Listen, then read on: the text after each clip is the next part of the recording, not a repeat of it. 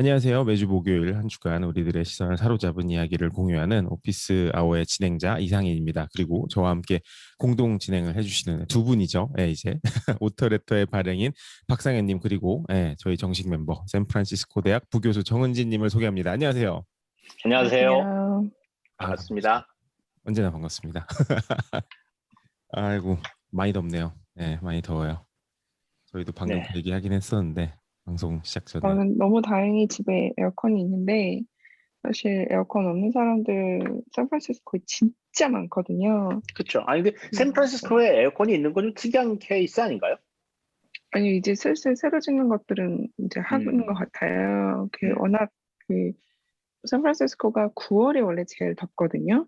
네. 거기는 인디언 서머는 9월이 평균 기온이 제일 높은 달인데 한 일주일 정도가 좀 더웠었어요. 그전에는. 근데 일주일을 위해서 1년 동안 그거 하는 에어컨 달지 않았었는데 이제 그게 여름 동안에도 계속 한 3주에서 4주 정도 그렇게 더운 때가 나오기 시작하는 거예요. 근데 그러면 다른 데는 또 많이들 괜찮지만 샌프란시스코 테크 기업들은 다들 컴퓨터가 엄청 많잖아요.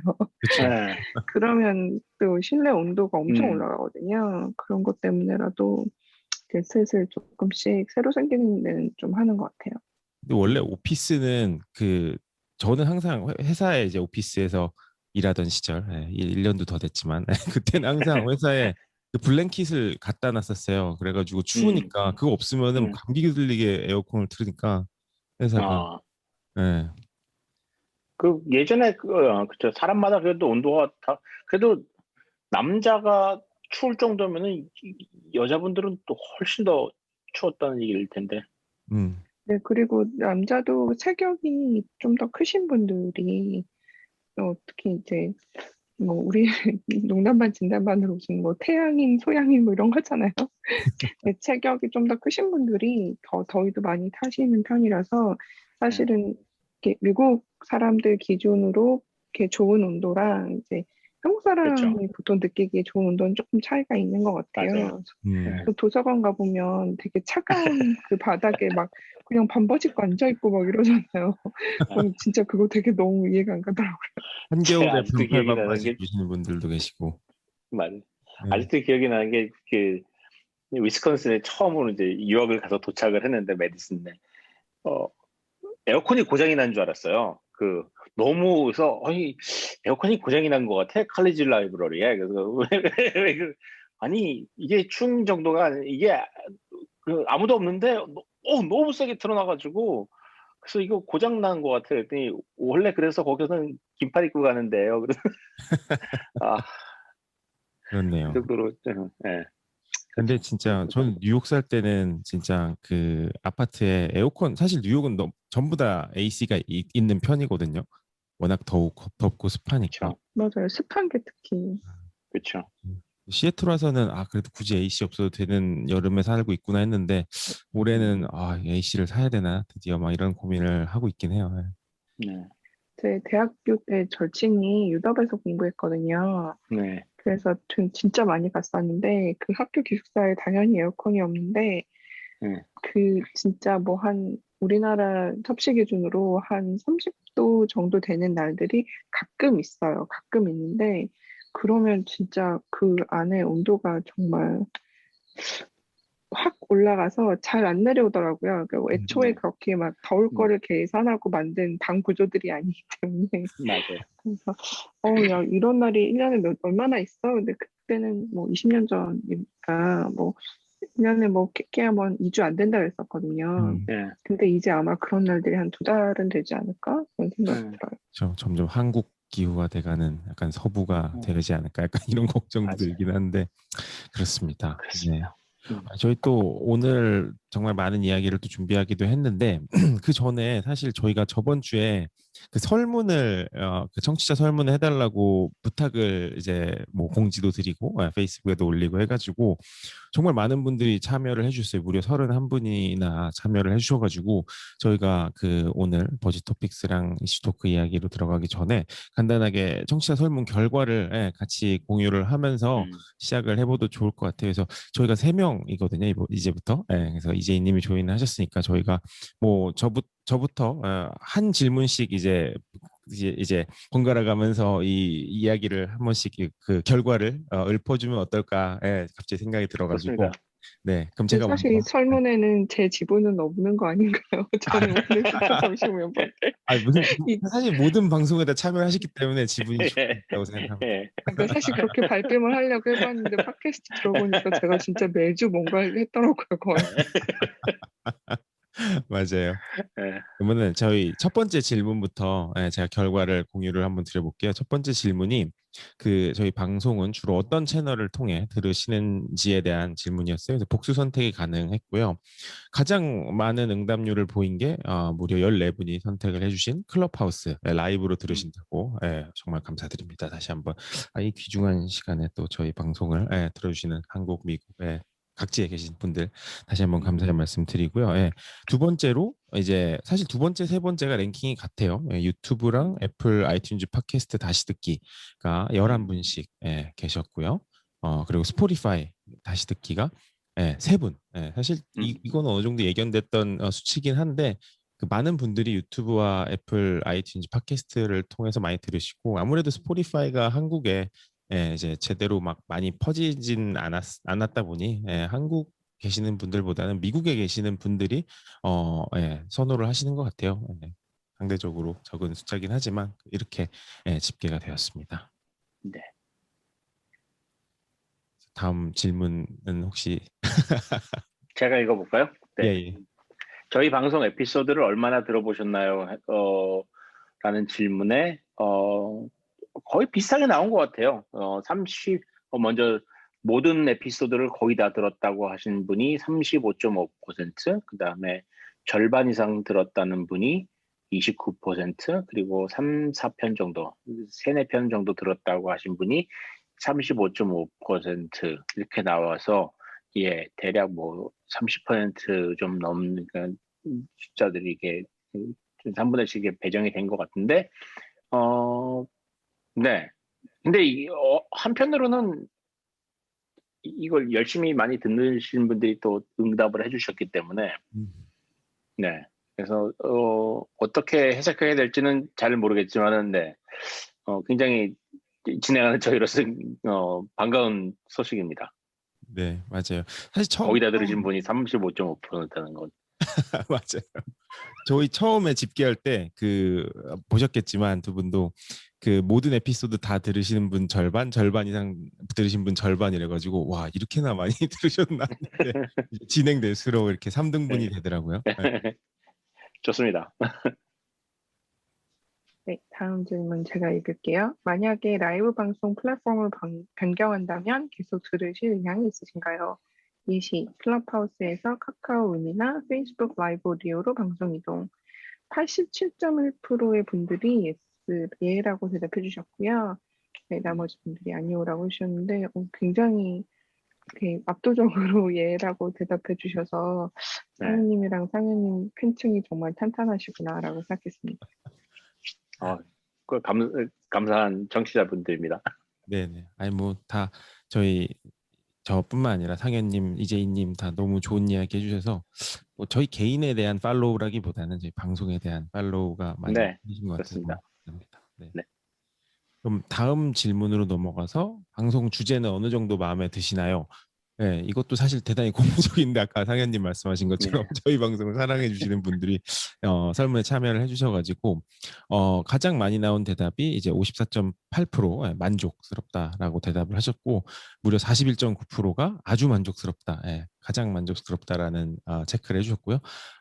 이 퍼센테이지는 잡히지 않는데 아마 한 분이신 것 같아요. 약간 불만족, 경청하겠습니다. 열심히 해라 이런 뜻으로 알아듣겠습니다. 이 다음 질문이 되게 저는 중요한 질문이라고 생각을 했는데 방송 구성 중 어느 섹션이 가장 재미있으신가요? 저희가 3가지 섹션이 있잖아요. 버즈 토픽스가 있고 2주의 추천이 있고 이슈 토픽스가 있고 이게 3가지가 있는데 그 중에서 버즈 토픽스 한 주간의 단신 모험을 한 그 버즈 토픽스가 48.4% 거의 절반이 가장 재미있다고 얘기를 하셨어요. 그리고 2주의 추천은 19.4%고 이슈 토픽스가 32.3%.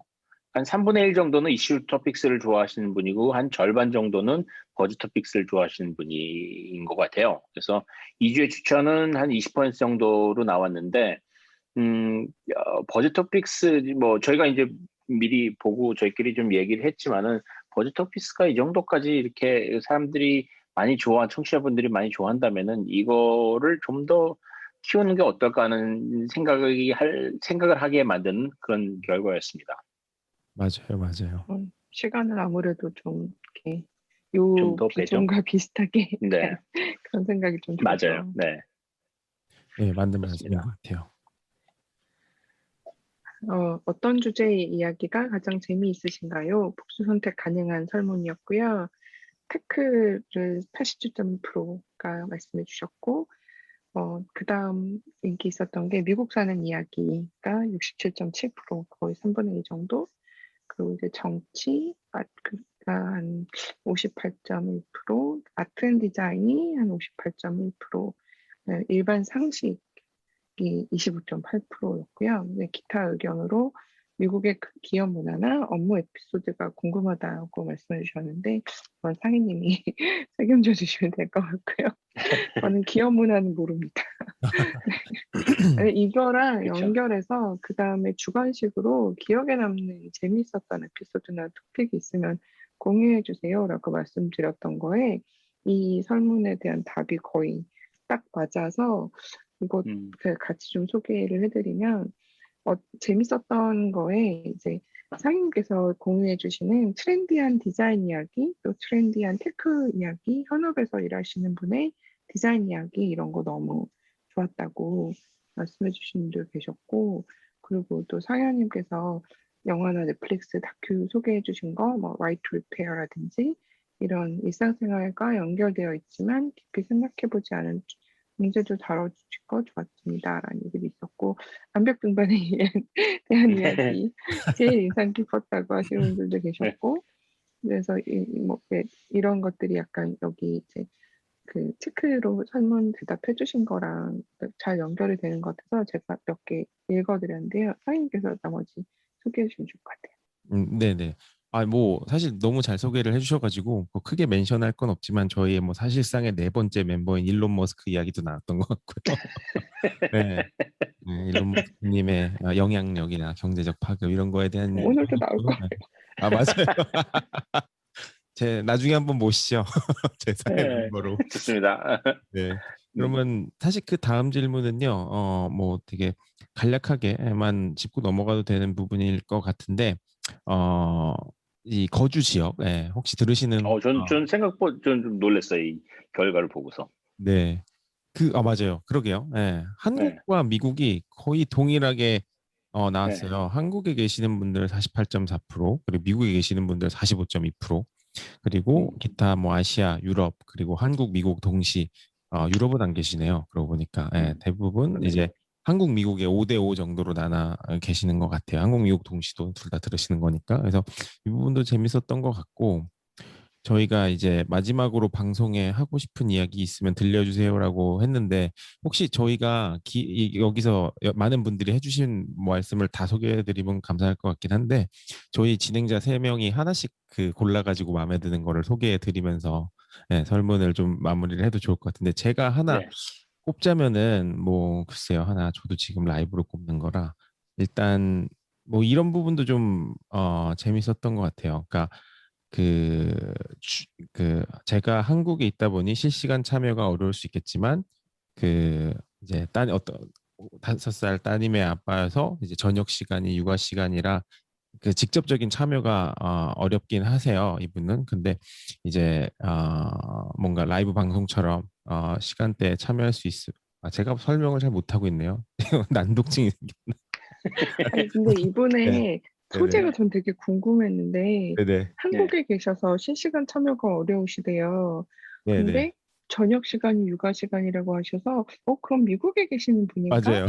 그래서 제가 이분은 한국과 미국을 왔다 갔다 하시는 분인가라는 그런 분이 저기 계셨잖아요. 네, 맞아요. 분이신 것 같아요. 그런 생각이 들었어요. 왜냐면 한국에 계신 분이면 점심시간에 요구하시는 것 같지는 않았어서 이분은 양쪽을 왔다 갔다 하시는 분인가 보다라는 생각을 했어요. 그래서 혹시 저희들 상인님이 무의식 중에 그거 생각하시느라고 네, 맞아요. 멈췄어요. 생각이. 얘기가 해서 보이는데 막 그래가지고 내가 잘못 읽고 있는 거. 이렇게 사람이 막 읽으면서 막 이렇게 왜 이런 뭔가 약간 논리가 없겠나 이런 생각을 동시에 하면 잘 안 읽혀요. 맞아요. 그래서 네, 이런 날카로운 분들도 지적입니다. 있고. 저도 그 생각 못했어요. 혹시 다른 의견은 어떤 의견이 재밌었어요? 두 분은? 저는 그 앞부분에 올라와 있는 것 중에 제가 그대로 읽어볼게요. 클럽하우스 문화 자체는 궁금하긴 하지만 제가 새로운 것을 시도하는데 주저하는 성격이라 유튜브로만 계속 방송을 들었어요. 그래도 재미있는 주제들이기 때문에 끝까지 들었고요. 다만 유튜브 구독자로서 실시간으로 쌍방향 소통이 되지 못하는 부분은 아쉽긴 했습니다. 예, 이 부분이 저희가 이제 좀 주목을 해봐야 되는 부분일 것 같아요. 맞아요. 근데 이분 말고도 뭐 쌍방향으로 소통이 좀 됐으면 좋겠다. 방송 주제들 들을 때 살짝 말씀 나누고 싶은 것들이 있다. 내지는 뭐 이렇게 좀 더 사람들의 참여가 있었으면 좋겠다. 코너별로 좀 이렇게 사람들의 Q&A 시간이 있으면 어떠냐든가 그런 식으로 좀 더 참여해 주시고 싶으신 분들의 얘기가 많았어서 솔직히 네, 저도 그런 게 좀 더 많이 있었으면 좋겠다는 생각은 확실히 들었어요. 네. 맞아요. 그리고 제가 공감 가는 답글도 있었는데 타이틀은 오피스 아워지만 저는 사실 가사를 해야 하는 시간에 유튜브나 팟캐스트로 잘 듣고 있습니다. 가사라는 시간이 늘 마이너스로 느껴지는데 오피스아를 들으며 손을 움직이면 귀로는 알짜배기 정보가 쏙쏙 들어와서 시간 가는 줄 모르겠어요. 유일한 아쉬움이라면 일주일에 한 번이라는 것.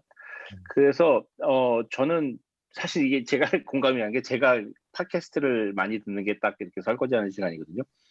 설거지하거나 청소할 때 시간이 너무 안 아까운 거예요. 그러니까 이제 설거지를 하고 싶어지는 게 이제 제가 쌓아놓은 맞아, 이거 팟캐스트를 완전 공감해요. 네, 그래서 제가 사실은 맨날 이거 설거지하면서 듣고 설거지 딱 끝나면 Q&A 시간이었거든요. 그래서 딱 그때 올라가서 뛰어들면 딱 좋았는데 완벽한 제가 그래서 타이밍이었네요. 이제부터 수요일에 설거지가 늦어질 예정이에요.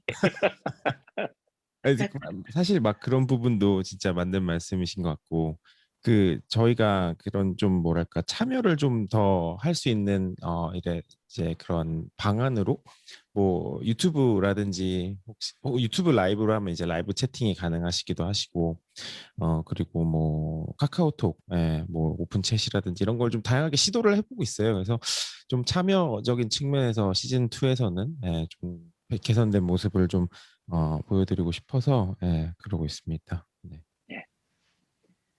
그리고 저희 버즈 토픽스로 넘어가기 전에 하나만 더 말씀을 드리면은 저희가 저희 내부적으로 방송 에피소드마다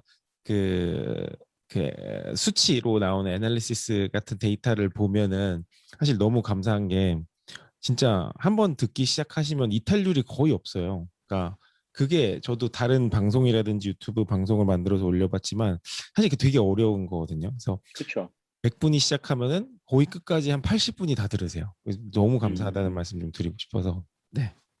좀 이상한 분들인 것 같아요. 설거지가 많으시죠.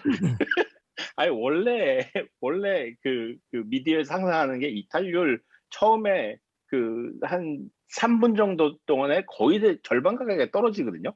그 다음에 쭉 떨어지는 게 그거는 이제 뭐라고 어디서 그걸 설명하면서 이거는 만유의 인력 법칙 같은 거라서 어떤 팟캐스트 피할 수 없다 이런 식으로 설명을 한 적이 있었어요. 유튜브도 마찬가지인 것 같아요. 동영상 처음에 딱 몇 분 안에 이탈률. 맞아요. 그렇죠. 게다가 저희 방송이 1시간 반, 뭐 넘게도 가기도 하는데 거의 모든 방송이 이탈률이 거의 끝까지 20% 정도밖에 안 돼요. 그러니까 거의 80% 분들이 끝까지 들어주셔서 너무 감사하다는 말씀 드리고 싶습니다. 특이한 분들입니다. 네. 시즌 2에도. 제가 이렇게 원래 청취자였다가 이렇게 멤버로 들어오게 된 사람으로서 한 가지만 청취자분들께 말씀드리자면 여러분도 하실 수 있습니다. 저처럼 맨날 손 들고 올라오시면 성덕이 되시는 겁니다. 여러분 화이팅. 화이팅. 네. 너무 좋습니다. 네, 저희 그러면은 이제 그 설문 결과는 사실 여기까지고요. 이제 시즌 2가 저희가 오늘 방송 이제 6월 이제 한국 시각으로는 6월 24일이죠. 오늘 미국은 6월 23일인데 한국 6월 24일 방송이 시즌 1 오늘 마지막 방송이에요. 근데 저희 7월 8일에 다시 돌아올 예정이거든요. 2주 정확하게 2주 방송 쉬고 돌아오는 거죠. 7월 8일에 다시 시즌 2로 찾아뵐 수 있을 것 같으니까요. 그 전에도 계속 공지를 드리거나 뭐 시간 괜찮으면 번개를 할 수도 있고 미리미리 공유를 드리도록 하겠습니다. 네, 그러면은 이제 저희 다음 순서죠. 여러분들이 가장 좋아해 주시는 버즈 토픽스. 네, 오늘도 많은 이야기들이 준비가 됐는데요. 제가 먼저 하나 공유를 드려볼게요. 이 어제 나온 소식인데요. 마이크로소프트가 그 지금 전 세계 주식 시장에 어떻게 보면은 시총 2조 달러, 2조 원 말고 2조 달러가 넘는 네. 2 트릴리언 달러라고 하죠. 2 트릴리언 달러 클럽에 클럽이라고 하긴 뭐하지만 여태까지 한 회사만 있었어요. 애플이 네. 유일하게 시총 2 트릴리언 달러를 기록했던 회사였는데 어제 마이크로소프트가 2조 달러 클럽에 가입을 했다고 하네요. 네. 대단한 것 같습니다. 네. 마이크로소프트가 부활한 스토리는 정말 대단한 것 같아요, 저는. 한때는 그냥 그 없는 맨날 그 갑과 얘기만 하고 이제 없는 회사처럼 하다가 어느 순간에 갑자기 두둥 나타나더니 이제는 애플에 이어서 막 팽 뭐 이런 거 얘기할 때도 마이크로소프트가 없었잖아요. M은 어디 갔어? 막 맞아요. 그리고 솔직히 이거 애플이 딱 달성했을 때 그 다음은 막 아마존이지 않겠어? 사람들 약간 그런 얘기도 했었고 알파벳이거나 뭐 그랬는데 저는 개인적으로 마이크로소프트가 나델라 들어오고 나서 진짜 전환을 잘했다는 생각이 들고 좀 이게 CEO의 힘인가? 라는 생각이 들 정도로 그 전하고 그 뒤의 비즈니스 행보가 진짜 많이 다르고 그리고 정말 확실히 효과 있는 정책이 바뀐 게 확실히 효과가 있었던 것 같아요. 네. 참고로 하나가 사실 트릴리언 기업이 하나는 더 있어요. 사람들이 취급을 안 해서 그렇지 사우디 아람코가 있습니다. 네. 아람코, 근데 네. 뭐 이런 거 얘기할 때 아니 뭐 저는 솔직히 껴주고 싶진 않고요. 왜냐하면은 화석연료 팔아가지고 독재 국가에다가 기자 죽이고 이런 나라의 기업이기 때문에 저는 이런 그 영예의 전당에 집어넣고 싶은 회사는 아닙니다. 하지만 뭐 숫자로는 들어가 있죠. 네. 맞습니다. 네. 아람코 사실 다 합쳐도 안 되지 않나요? 아람코한테. 아람코가 그 한 2년 전인가요? IPO 한 게 재작년이었던 것 같아요. 재작년에 맞아요. IPO 하면서 이제 원래 가치가 있었는데 사실 뭐 왜 아람코가 그 IPO를 하느냐 이제 얘기도 많이 있었는데 그때 나왔던 얘기가 제가 기억나는 걸로는 뭐 석유 팔아가지고 계속해서 장사할 수 없는데 지금 다른 대로 좀 새로운 에너지라 이런 산업으로 넘어가기 위해서는 뭐 투자를 받아야 되겠고 그래서 뭐 IPO를 한다 이렇게 얘기 들었거든요. 그러니까 IPO 배경 자체가 화석연료가 끝나간다는 것을 전제로 한 그리고 이 사업이 계속해서 나갈 수가 없을 거라는 그런 가정 하에서 나온 거기 때문에 그런 면에서 봤을 때는 지금 뭐 실리콘밸리 기업에 있는 트릴리언하고 같은 급으로 얘기하기는 좀 힘들죠. 성격이 확실히 다르긴 하죠. 네. 그리고 거기 정치적으로 이제는 좀 안정이 되긴 했지만 거기 왕도 쿠데타라고 해야 되나? 왕위의 난 이런 것도 얼마 전에 있었고 막 좀 정신 사납긴 했었잖아요. 네. 맞아요. 그렇습니다. 그래서 사실 이 마이크로소프트 2 트릴리언 달러에 대한 이야기뿐만 아니라 이번 주 또 하나 나온 게 그 다른 소식을 전해드리자면 지난 해죠. 작년 9월 여전히 트럼프 대통령이 화이트하우스에 있을 때 아주 강력하게 밀어붙였던 정책이 하나 있었어요. 그래서 틱톡과 위챗, 중국을 견제한답시고 이 두 가지 서비스를 미국 내 사용 금지를 내려가지고 뭐 새로운 다운로드를 이제 막았었죠, 완벽하게. 근데 이게 완벽하게 지금 해제가 이번 주에 됐다고 해요. 그래서 그동안 막혀 있었던 새로운 사용자 다운로드라든지 이런 것도 풀리고 뭐 그런 이야기가 있었는데 이제 마이크로소프트랑 오라클이 이거 인수 경쟁을 펼쳤었잖아요. 근데 뭐 저희가 바라봤을 때는 만약에 마소가 틱톡을 업었으면 어땠을까 이런 막 상상은 많이 해봤었던 것 같아요. 되게 재미나는 그림이 나오지 않았을까? 막 이런 네. 생각이 좀 들긴 했었는데, 예, 뭐 이제 다 사실 얘기가 마소의 DNA는 아니긴 했어요.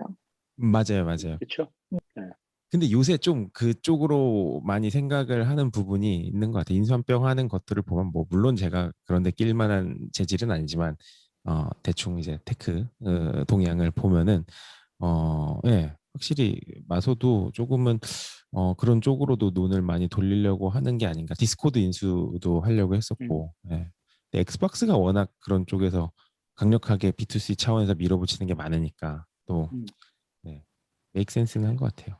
근데 틱톡이 저는 이게 잠깐 활짝 그게 폈다가 금방 사그라들 줄 알았더니 꽤 그 스테잉 파워가 있는 것 같아요. 지금 봐도 그 미국의 아이들한테 물어봐도 뭐 그래도 저희 아이들이지만 전혀 변화가 없이 더 인기라 하더라고요. 저는 시들 뭐 이제 지겹지 않아 그랬더니 아니 계속 갖고 노는데 이거고 보니까 한국도 저는 몰랐는데 뭐 작년 초만 해도 한국에서는 그렇게 많이 사용 안 한다고 들은 것 같은데 요새 뭐 한국 콘텐츠가 엄청 올라온대요. 한국에서 만들어진 그런 걸 봐서는 한국에서도 이제 이미 꽤 뿌리를 내린 것 같고 그래서 뭐 중국 내의 바이댄스죠. 그 본사에서는 아직도 뭐 중국 정부랑 관련해 가지고 좀 시끌시끌하긴 하지만은 틱톡 자체로서는 비즈니스는 일단 뭐 계속 그냥 쭉 당분간 갈 것 같아요. 이게 앞으로 어떻게 더 성장할 수 있느냐에 대해서는 이제 좀 정치적인 문제가 또 있긴 하겠지만은, 네, 맞아요. 잘 하고 있는 것 같더라고요, 시장에서.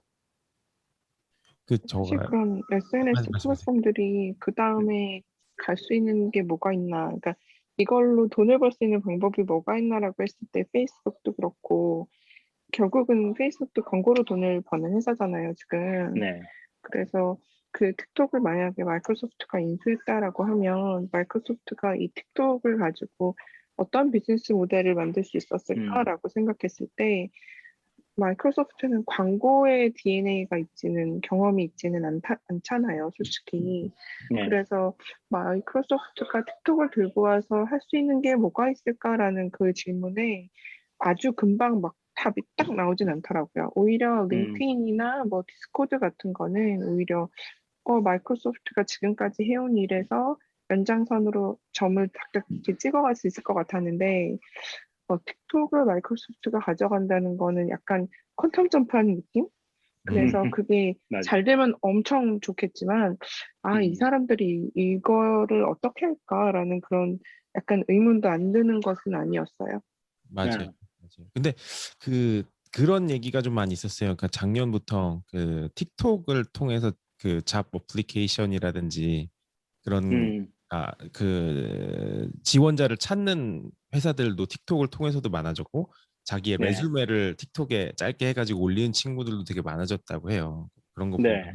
일종의 뭔가 링크드인 같은 형식의 오버랩도 생기는 것도 같고, 예, 그래서 사실 그 좀 더 영걸 제너레이션을 타겟팅을 했었겠죠, 확실히. 근데 저는 좀그 주제를 조금만 더 얘기를 해보고 싶은 게 있었는데 그냥 일단 뭐 언뜻 들으면은 뭐 틱톡을 가지고서 이 틱톡을 가지고서 지원서를 만든다는 건 좀 우습지 않아라고 처음에 생각이 들었는데 요새 아이들이 대학교 지원할 때 영상으로 굉장히 많이 내는 거예요, 미국에서. 음.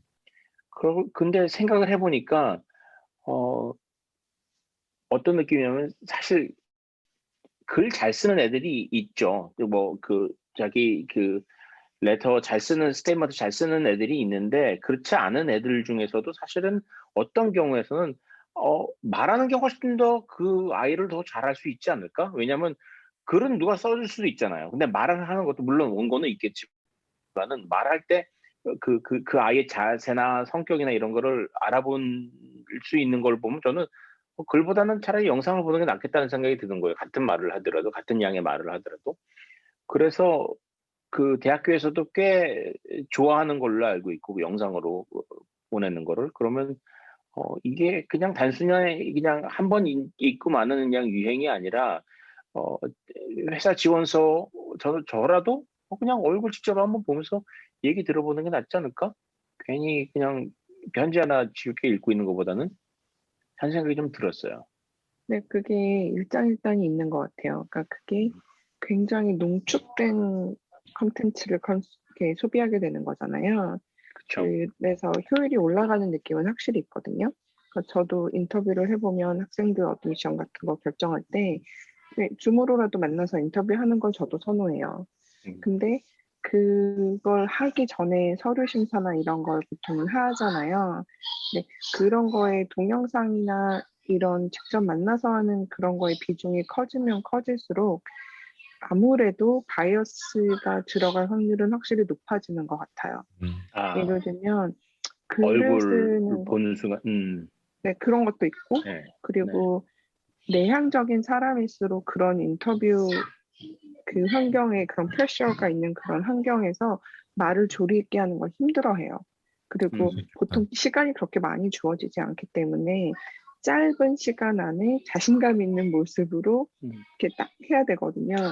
그래서 동영상 같은 것도 내향적인 사람에게 찍으라고 하면 보통 이제 자기가 발표해야 되는 거 이런 걸 이렇게 찍어서 올려라 그러면 거의 100% 자기는 안 나와요.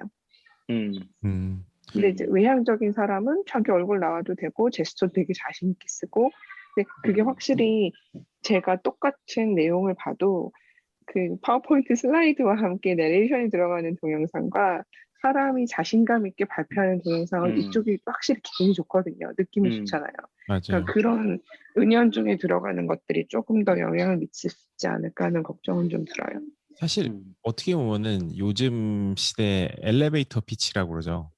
그러니까 되게 짧은 시간에 임팩트 있게 좋은 인상과 메시지를 전달해야 되는 요즘 시대의 엘리베이터 피치지 않을까 좀 이런 느낌이 들어요. 네. 맞아요. 그렇습니다. 네, 저 다음 소식으로 넘어가 보도록 하죠. 제가 다음 소식. 네. 다음 소식은 제가 좀 재미있어서 저 어렸을 때 먼 나라 이웃 나라 되게 열심히 봤거든요. 이게 요즘 분들은 모르실 텐데 유럽 여러 나라의 역사를 만화로 그려서 되게 인기가 있었어요. 이원복 교수님. 네, 이원복 교수님이 그리신. 나중에 이제 자라서는 역시 이제 만화가 모든 걸 포함하진 않는구나라고 생각했지만 그래도 이제 만화로 배워서 되게 재밌게 배웠었거든요. 네, 거기서 이제 교권과 왕권의 대립 그리고 교황이 어떻게 왕권을 약화시키기 위해서 너 이러면 파문할 거야 이러면서 되게 그런 걸 협박의 무기로 삼았다 뭐 이런 부분이 있었는데 되게 그거랑 비슷한 일이 지금 미국에서 일어나고 있더라고요. 지금 바이든 대통령이 JFK 이래 첫 번째 카톨릭 대통령이고 그렇죠. 그리고 본인이 굉장히 맞다. 종교에 대한 걸 공공연하게 보이고 그리고 자기 이제 죽은 아들이 쓰던 묵주를 가지고 다니거든요. 그게 다 알려진 사실이고 그런데 이 사람이 아무래도 이제 민주당이고 하니까 낙태할 권리를 지지하는데 그 부분이 지금 미국 카톨릭 주교들한테 좀 거슬렸는지 거슬렸다는 이런 표현 써도 될지 모르겠는데 주교회의에서 카톨릭 교리와 맞지 않는 가치를 가진 사람들은 영성체를 못 받게 해야 되지 않냐 이런 얘기가 나왔대요. 그리고 되게 한 거의 3분의 2 정도가 그래 그렇게 하는 게 맞을 것 같다. 라고 투표를 했을 때 3분의 2 정도가 거기 예스라고 했다는 거예요. 근데 물론 성당에 미사 보러 가는 사람한테 성당에서 일일이 자, 너 여기 설문에 답해서 너 설문 여기서 뭐 예라고 하는 거 있으면 아웃이야 이렇게 하진 않는데 대통령은 자기의 견해를 공개적으로 밝히니까 아무래도 그런 이런 정책이 생기면 대통령은 당연히 거기에 좀 교리랑 다른 생각을 가지고 있다고 공개적으로 발언한 적이 있으면 영성체를 못 받게 되는 거죠. 그리고 카톨릭 교리상 영성체를 못 받는 것도 죄예요. 그래서 보통 이제 미사를 빠져서 영성체를 못 받으면 그 다음번에 그거 고해상사할 때 그 얘기를 해야 되거든요. 이거 완전히 캐치 22인데요. 네, 그러니까 이게 정말 그 먼 나라 이웃 나라 만화에서 보던 것처럼 약간 그런 느낌이 있는 거예요. 그래서 이런 투표를 하기 전에 이미 바티칸에서 영성체를 정치적 무기로 사용하지 말라고 권고를 공개적으로 보냈어요. 그 이번 교황이 좀 약간 진보적인 교황이거든요. 그렇죠. 그래서 그렇기도 하거니와 근데 사실 영성체를 정치적으로 무기로 사용하는 나라가 지금 현재 몇 개나 있을지 네. 저는 들어본 적이 없는 일인데 미국 주교들의 3분의 2가 그걸 찬성했다고 해서 근데 실제로 영성체를 못 받게 될 것 같지는 않아요. 왜냐하면 네. 조건이 영성체 가이드라인을 바꿀 수 있는 조건이 모든 주교가 만장일치로 동의할까 미국 내에서 그럼 미국 네. 내에서는 그렇게 할 수 있어요. 아니면 3분의 2가 최소한 동의하고 교황이 승인을 해주면 되는 건데 이번 교황은 승인할 생각이 전혀 없어 보이고 지금까지는 네. 아무 말 없었고 그러니까 실제로 영성체를 못 받게 될 것 같지는 않은데 이게 진짜 바티칸이랑 미국 주교들 사이에도 지금 사이가 너무 네. 나쁘고 미국 주교들이랑 대통령이랑도 사이가 나쁘고 근데 이런 걸 한다는 게 나 어렸을 때 만화책에서나 보던 일을 지금 현대에서 하고 있네? 약간 좀, 네, 좀 신기했어요. 그래서 저는 그 뉴스 듣고서 한 세 가지 정도 생각이 있는데 하나는 이제 제가 들은 얘기였는데 이제 이건 굉장히 중요한 지적을 하더라고요. 그 뉴스를 얘기하는 어떤 프로그램에서 이게 죄라고 낙태를 인정하는 게 죄다라고 얘기할 수가 있긴 한데 그것 때문에 영성체를 못 받는다고 얘기하면은 예를 들어서 내 이웃을 사랑하라고 하는 계명을 어기는 법을 만들었다. 예를 들자면은 그 공화당에서 그래서 멕시코에서 국경을 넘어오는 난민들을 받아들이지 않기로 않기로 한 그런 그 의원들 중에 캐톨릭이 있으면 그 사람들은 계명을 어긴 건데 그러면 그 사람들한테 안 줘야 되는 거 아니냐는 거죠. 이게 지금 낙태라는 이 문제 하나를 가지고서 굉장히 중요한 문제라고 얘기를 하면서 사실 이미 다 어기고 있는 사람들한테 영성체를 준다는 게 하나가 있고 또 하나는 예전에 웨스트윙 옛날 드라마긴 하지만 굉장히 웨스트윙에서 나온 발렛 대통령이 또 캐톨릭이에요. 그 케네디처럼 이렇게 진보적인 대통령으로 나오는데 그 발렛 대통령이 이제 주교랑 얘기하는 장면이 나오거든요. 그 사람을 죽이는 명령을 내리게 된 거예요. 그래서 그 대통령이 어디를 폭격을 하게 이제 했는데 그 폭격을 하는 순간에 이제 그 빌딩에 있는 사람들이 다 죽게 되는데 거기는 테러리스트 이걸 죽였죠. 이런 상황이 돼가지고 이제 하는데 그거를 이제 고해성사를 같은 걸 하는 거죠. 근데 정확하게 그 장면이 기억이 안 나는데 대사 중에 이런 대목이 나왔었어요. 내가 지금 그 주교가 와가지고 대통령 개인한테 얘기하는 거냐, 오피스한테 얘기하는 거냐 이렇게 얘기를 물어보는 장면이 나오거든요. 되게 저는 중요한 대목이라고 생각하는데 대통령이 하는 일은 개인의 신념대로 하는 게 아니라 오피스라고 해서 그러니까 대통령은 오피스로서의 대통령이 있고 개인으로서의 대통령이 있는데 지금 바이든이 하고 있는 그 모든 것들은 사실 오피스로서 하고 있는 것이지 개인의 신념은 아니거든요. 사실 신념처럼 얘기해가지고 대통령이 되긴 했지만은 뭐 어차피 국가에서 그렇게 결정되면 그렇게 나가는 거라서 저는 그 둘은 분명히 분리를 해야 되는데 그거를 하지 않는다는 거. 그리고 마지막으로는 이 모든 게 지금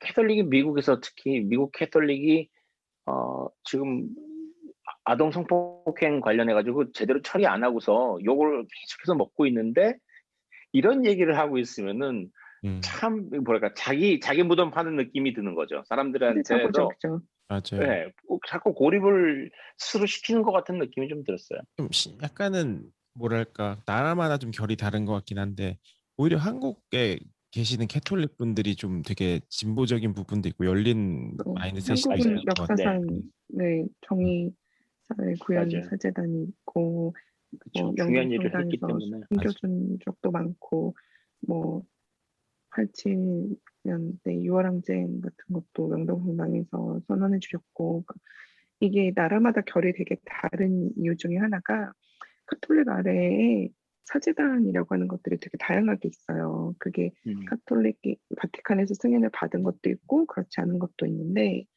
그 승인을 받은 것들 안에서도 굉장히 보수적인 것과 좀 더 진보적인 것들이 다 나뉘고 지금 교황이 예수회 출신인데 예수회가 되게 더 진보적이에요. 그러니까 예수회는 프란치스코 사상의 영향을 받아서 청빈을 되게 강조하고 그 청빈함 안에서 뭐 이제 더 낮은 사람들을 교회가 도와줘야 된다 이런 생각을 가지고 있거든요. 그래서 지금 이제 미국 안에서도 그런 주교들과 그렇지 않은 주교들이 쫙 갈리고 있는 건데 네, 제가 일하는 학교가 예수의 학교니까 저는 좀 더 그런 쪽 얘기를 듣게 되거든요. 물론 이제 저희 학교 안에 종교 있으신 분보다 없으신 분이 훨씬 더 많고요. 한국 서강대랑 같은 재단이에요. 그러니까 교수가 종교를 가지고 있는 거랑 아무 관계 없어요. 네, 전혀 관계 없는데 그 예수회에서 이제 주교를 하시는 분들은 우리가 이 영성체는 원래 그 빵을 상징하는 거거든요. 그 나눠 먹는 빵. 네. 죄인도 이 식탁에 불러와야 하는 이 마당에 이 무슨 시대착오적인 일이냐라고 이제 굉장히 당연히 저희 이제 학교 쪽에서는 당연히 뭐 말도 안 되는 일이다라고 하는데 좀 저는 약간 멀리서 바라보는 입장에서 미국에 이런 사람들이 이렇게 많기 때문에 그러니까 주교들이 그만큼이나 예스라고 부팅을 할 때는 그만큼의 문화가 있는 거잖아요. 그래서 미국 지금 현재의 트럼프와 바이든 사이 내지는 민주당과 공화당 사이가 굉장히 분열이 심한 그 단면의 한 뭐 장면 이런 느낌도 좀 솔직히 들었어요. 미국이 이렇게까지 보수적인 생각을 가진 사람들이 이렇게 많이 있구나. 네, 맞아요. 사실 미국 같은 경우도 그러니까 우리가 그러니까 미국에서 현재 뭐 저희는 미국에 있긴 하지만 그러니까 외부에서 봤을 때 미국은 되게 다 전부 다 막 진보적일 것 같고 열린 사상을 가지고 있고 전혀 안 그렇잖아요. 그러니까 뚜껑을 열어보면은 각계각층 다양한 분야에서 모든 문제를 껴안고 있는 되게 복잡한 사회인데 그런 단면을 좀 보여주는 모습도 아닌가 이런 생각이 듭니다. 네. 네. 저희 또 다음 소식으로 한번 네. 넘어가도록 그 하죠. 몇 시간 전에 나온 뉴스라 한국에서 아마 나왔을 것 같은데 그 존 맥카피라고 그 맥카피 들어보신 분들 일정 세대 이상은 잘 아실 텐데 그 백신으로 그 한국에 그 V3가 있다면은 이제 그 미국에서 이제 맥카피가 거의 90년대 백신 시장을 장악을 하고 있었죠. 그래서 유명한데 지금도 뭐 계속 사업은 남아 있는데 그 맥카피 창업자인 존 맥카피가 세상을 떠났다는 거예요. 근데 이, 이 사람에 대해서 사실 이미 이 존 맥카피는 그 맥카피 회사에서 나와서 이제 집은 다 팔고 그 맥카피라는 이름 때문에 있지 이제 아무런 주분 관계가 없는 건데 근데 그 네임세이크 회사기 때문에 이 사람이 사고를 칠 때마다 회사가 자꾸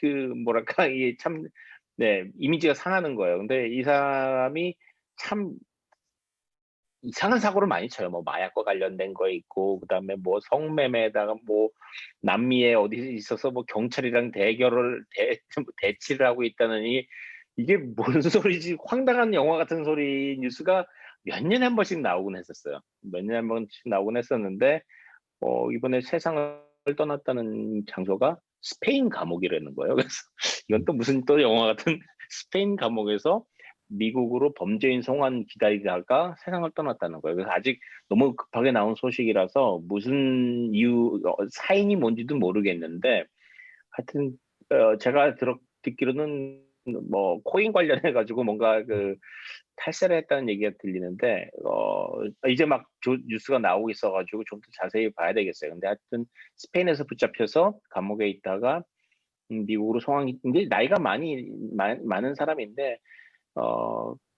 그 감옥에서 세상을 떠났다고 했는데 뭐 마약 문제도 있고 굉장히 문제가 많이 있는데 엄청나게 돈을 벌었는데 큰 돈을 벌고 나왔는데도 이제 그 돈 다 날리고 정말 뭐랄까 옛날 표현으로 하면 풍운하라고 얘기를 하는데 참 특이한 사람입니다. 그래서 90년대 PC를 쓰면서 바이러스에 감염되어서 고생하셨던 분들은 다들 한 번씩 알고 있고 나중에 이제 지겹게 광고를 파는 바람에 그 백신을 파는 바람에 맥카피가 백신인가 아니면 바이러스인가 헷갈릴 정도로 지겹게 얘기를 들었던 그 맥카피가 세상을 떠났다는 얘기 듣고서 이제 또 한 시대가 갔구나 하는 생각이 좀 들었습니다. 아이고 객사를 하신 거네요. 사고 치시다가 그렇죠. 계속. 맞아요.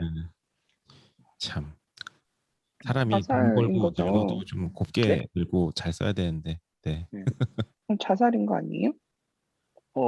자살로 나오나요? 저는 제가 들은 뉴스로는 아직 사인을 뭐 스페인에서 밝히지 않았다고만 얘기를 해서, 네, 어, 여기 AP에 Everything 아, points to death by suicide라고. 아, 그렇죠. 아이고. 그렇구나. 네, 이 사람 좀, 그럴만 하기도 하죠. 근데 사실 그런 식으로 갇혔을 때는 수어사이드 와치가, 를 잘 해야 되는데, 그 수어사이드 와치를 그나마 제일 잘한다는 미국에서도, 어, 자주 일어나잖아요. 맞아요. 그런 걸 보면은 뭐 다른 나라에서 그걸 얼마나 제대로 했을지는 모르겠고, 네. 좀 안타깝긴 합니다. 근데 뭐 얼마 전에 누구였죠? 이름이 제프리 앱스틴. 앱스틴 그 자살했다고 하는데 아무도 안 믿는 아무도 안 자살했던. 믿는, 네. 거의 무슨, 네, 그렇죠. 뭐 소사이드 와치를 하라고 집어넣는데, 사람이 자살을 했는데 거기를 감시하는 카메라는 갑자기 그 부분만 꺼져 있었다. 이게 이게 21세기에 일어날 수 있는 일인가 싶은데 또 아무도 그 다음에 얘기를 하지 않기 때문에 사람들은 이제 이 사실과 상관없이 미국에서는 그런 권력형 범죄가 얼마든지 일어날 수 있는 나라라서 그냥 위에서 내리눌렀다는 얘기도 나오죠. 맞아요. 아니 뭐 케네디도 뭐 그런 식으로 아직까지도 얘기가 많이 되고 있고 맞아요. 그런 나라니까. 네. 그렇습니다. 그리고 또 하나 재밌는 소식이 있습니다. 그게 앤드류 양이 뉴욕시장 선거에 나가서서 승승장구를 하다가 어제 오늘 새벽이었나요? 그 컨세션 뭐랄까 그 패배를 인정을 했어요. 어제 투표가 있었는데 투표에서 지금 뭐 한 3위, 4위 굉장히 많이 밀려나 있어요. 그래서 이제 당선될 가능성이 전혀 없어 보이기 때문에 패배 선언을 먼저 했고 그 사람들이 왜 이 사람이 그렇게 잘 나가다가 이제 누구나 저도 그렇게 알았었어요. 이제 뭐 뉴욕시장 드디어 이제 아시아계 하나 탄생하는구나 생각했는데 그래서 저는 이제 뉴스를 안 보고 그냥 잊어버리고 있었는데 알고 보니까 4월 말부터 선두가 흔들리기 시작했다고 하더라고요. 선두 있던 게 이제 밀리기 시작하더니 5월 중으로 그냥 계속 무너져 내렸었대요. 그리고 나서 이제 어제 투표를 하고 밤부터 개표를 했는데 이제 선두하고 너무나 많이 멀어져 있고 그리고 더 재미있게 지켜봐야 될 거는 그 선두를 한 후보가 사실은 경찰 출신이에요. 전직 경찰이고 근데 흑인인 거예요. 그러니까 지금 BLM 문제나 여러 가지 그 경찰 개혁 문제에서도 사실 흑인이라는 것 때문에 좀 더 뭐 좀 페이버러블 할 수가 있죠. 근데 어 지금 뉴욕에서 지난번에도 말씀드렸지만 총기 범죄율이 어마어마하게 올라간 거예요. 지난 2020년 작년 한 해 동안에. 그래서 몇십 퍼센트가 올라가기 때문에 뉴욕 사람들이 이거 총기 문제 이거 큰일인데 지금 범죄율이 너무 올라가는데 이 분위기가 또 영향을 미쳤다고 얘기를 하고요. 그런데 지금 결정은 나지 않았어요. 어떤 식이냐면은 지금 1위를 했는데 흑인 전직 경찰 후보가 1위를 했는데 이름이 뭐죠? 에릭 스미스였나요? 제가 갑자기 기억이 안 나는데. 근데 에릭 아담스. 에릭 애덤스, 예. 근데 지금 충분한 과반수를 받지 못했기 때문에 다시 한번 투표를 해야 되는데 이번에 투표 방식이 바뀌어가지고 순위 선택 투표제, 랭크 초이스 보팅이라는 제도를 도입해서 사람들이 표를 찍을 때 한 명만 찍지 않고 2위, 3위 후보들을 이렇게 찍은 거예요. 그래서 만약에 1위가 과반수를 넘지 못하면은 과반수가 안 되면은 그 다음에는 2위 다른 떨어진 후보의 표를 가지고서 이제 2위에서 계산을 해가지고 된다고 얘기를 하는데 그래서 아직 누군지는 결정은 아직 안 됐어요. 다만 앤드류 양은 이제 패배를 한 겁니다. 그래서 그 이유 중에 하나를 이 얘기를 하더라고요.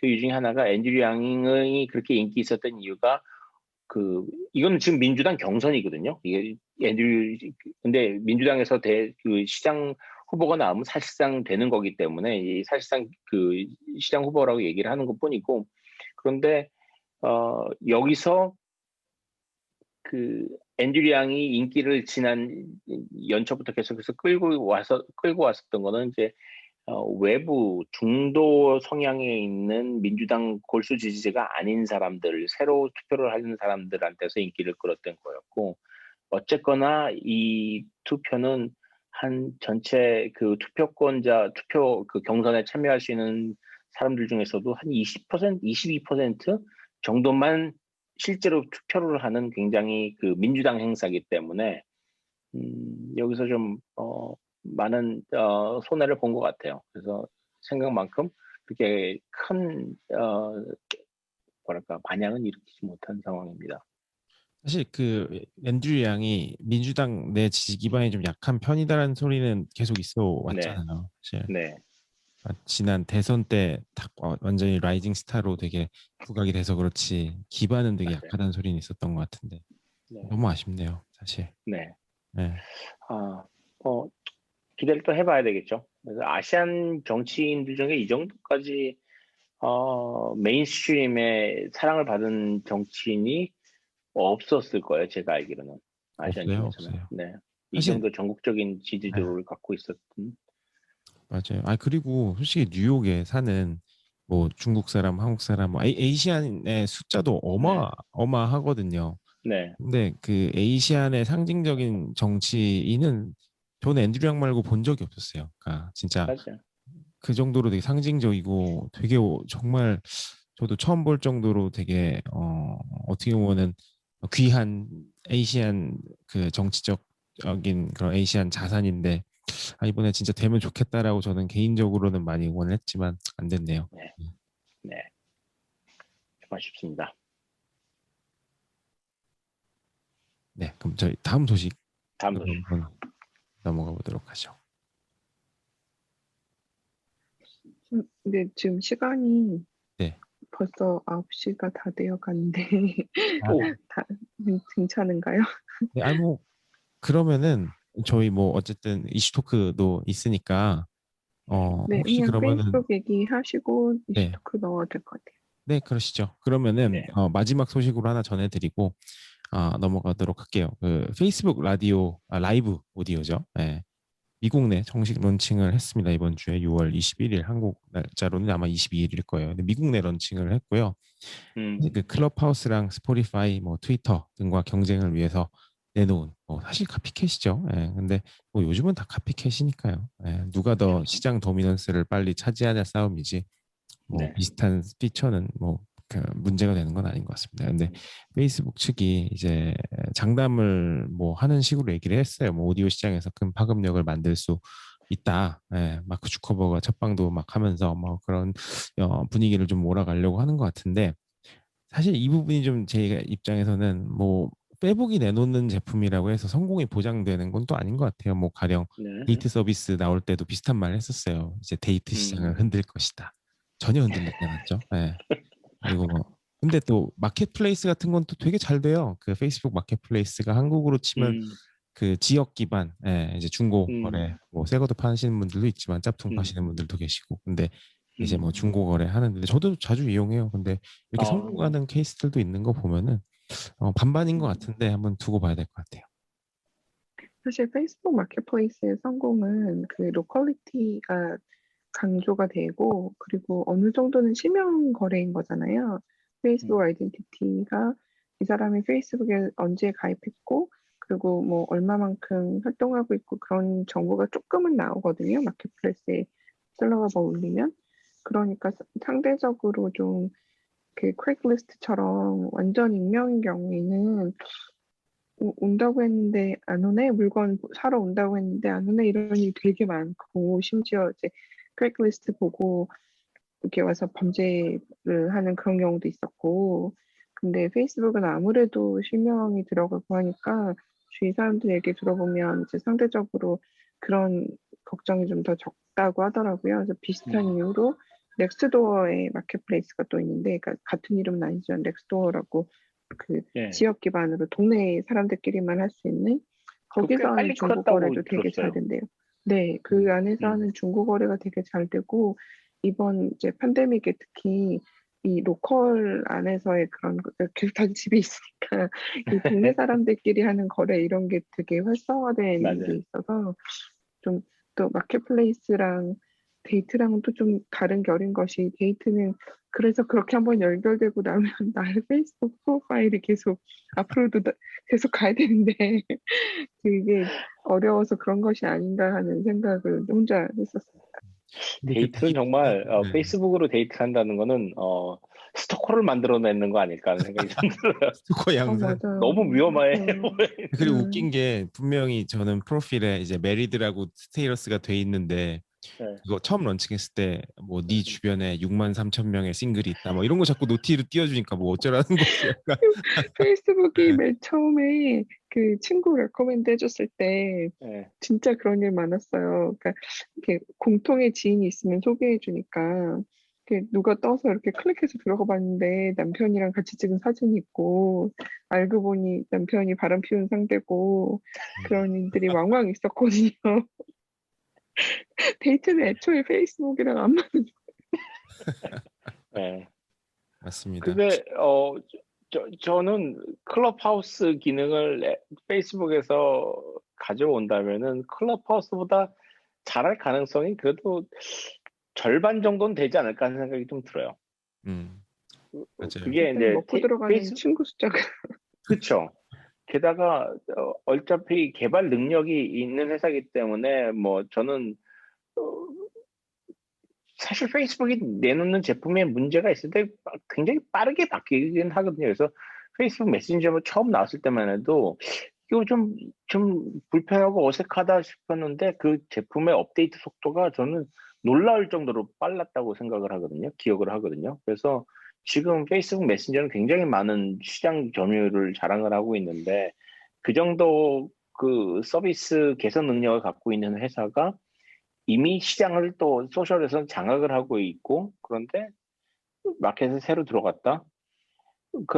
그런데 안 된다면은 저는 뭐랄까 클럽하우스 비즈니스 모델 자체가 지속 가능성이 없는 거 아니었냐는 질문을 해야 되는 거지. 페이스북이 못 해가지고 안 됐다고 보기는 못할 것 같아요. 제 생각에 좀 거친 그 전망이지만은 저는 그래서 꽤 페이스북 라이브 오디오에 대해서는 좀 긍정적으로 좀 보고 있습니다. 맞아요. 그리고 방금 지적해 주신 부분도 좀 어떻게 진행될지 저도 궁금한 부분이긴 한데 과연 이 클럽하우스 비즈니스 모델 자체가 어느 정도 지속성이 있고 또 발전 가능성이 있냐 이거는 아직 판가름 난 거 아닌 것 같아요. 그래서 말씀하신 것처럼 지금 뭐 경쟁자가 막 지금 당장 많이 나와가지고 뭐 클럽하우스나 이런 게 죽어는 것인가 혹은 아니면 이 모델 자체가 서스테이너블하지 않아서 이렇게 되는 것인가라는 거는 좀 더 지내보면 알 수 있을 것 같은데 그래서 저희 방송은 사실 라이브로 많은 분들이 참여해 주시고 또 소통 같이 하고 있지만 저희는 사실 뭐 라이브만을 위해서 존재하는 팟캐스트는 아니고 팟캐스트로도 사실 더 많은 사람들의 이제 많은 분들이 들어주시곤 하시니까 저희가 뭐 클럽하우스나 이런 시스템이 없어진다고 해서 없어질 방송은 아니고 앞으로도 이게 페이스북 같은 데가 좀 라이브 오디오 잘 되면 오히려 저희 질문 드린 것처럼 설문해서 옮길 수도 있어요. 네, 상황 봐가지고. 그 지금 오늘 그 처음으로 이렇게 얼굴을 보면서 얘기를 해보니까 훨씬 좋은 것 같아요. 맞아요. 그러니까 그 소리만 들었을 때는 뭔가 지금 내가 지금 말을 했는데 저 사람이 어떤 반응을 하고 있는지 모르니까 이게 이렇게 자꾸 진정을 했다가 엇갈리게 해서 약간의 그 미세한 그 소통의 어떤 적이 생기는데 얼굴을 보고 있으니까 이제 뭔가 준비가 됐다 안 됐다를 파악할 수 있는 것 같아서 좋습니다. 저는 이 와중에도 오디오가 몰리는 그 사장님 말씀하시려면 제가 막 이렇게 말하고 그런 일이 있어서 내 얼굴을 봐도 이 타이밍을 못 맞추네 이러면서 혼자 자괴감을 느끼고 있습니다. 아니 근데 원래 실제로도 대화할 때도 뭐 그 정도는 다 물리잖아요. 네, 그렇죠. 네, 얼굴 보면서 대화를 해도 상희님이랑 처음 방송했을 때는 정말 계속 물려가지고 말씀하세요. 네, 먼저 말씀하세요를 많이 했던 것 같아요. 그게 거의 3회까지도 거의 먼저 말씀하세요를. 맞습니다. 네. 많이 재밌네요. 줄어들었습니다. 나날이 발전하는 방송. 네. 네. 아, 재밌어요, 저희 진짜로. 사실 이거 막 저희가 뭐 이런 이야기에 대해서 관심도 많고 막 이래서 하는 것도 있지만 재밌어서 하는 게 제일 크잖아요. 사실 저희가 그렇죠. 하는 게. 네, 그렇습니다. 저희 그러면은 요번에는 사실 그 저희가 그 설문조사 결과를 전달드리고 싶어가지고 2주의 추천은 없어요. 그래서 오늘 이슈 토크를 이재희님께서 준비를 해주셨는데요. 이재희님 혹시 준비되셨으면 이슈 토크 한번 넘어가 보죠. 저도 사실 때리고 있었습니다. 한다고 더 이렇게 해놓고 그 페이스북에 공유도 했는데 라이크 하나 누를 때마다 어깨가 점점 굳으면서 막 너무 긴장이 되는 거예요. 그래서 네, 좀 많이 끼어들어 주시면 제가 마음이 좀 더 편할 것 같습니다. 네. 네, 네, 일단 이제 뭔가 제가 할 수 있는 거를 생각해서 첫 번째 이슈 토픽은 좀 제가 원래 하는 블록체인에 관련된 얘기를 하려고 해요. 네, 최근에 비트코인 가격이 많이 내려갔는데 사실 지금 많이 내려가는 거는 중국에서 채굴을 금지한다든지 뭐 거래에 대한 규제도 좀 더 많이 한다든지 그런 악재가 중국발 악재가 조금 더 큰 영향을 미치는 것 같긴 한데요. 그 전에 일론 머스크가 테슬라 살 때 비트코인으로 살 수 있다라고 했을 때 또 테슬라에서 제가 이거 미리 찾아봤어야 되는데 1.5 billion dollars worth 비트코인을 테슬라 그 회사에서 샀다고 해서 그때 또 비트코인 가격이 올라갔다가 그 다음에 아니 테슬라 그거 안 받을 거야라고 해서 또 내려갔었어요. 근데 그런 해프닝에 대해서 왜 이랬다 저랬다 하지라고 생각하신 분들도 계실 것 같은데 그 처음에 비트코인을 받겠다고 했을 때 테슬라가 지금까지 구축해온 친환경적인 이미지에 굉장히 반대되는 행보다라는 비난을 받았거든요.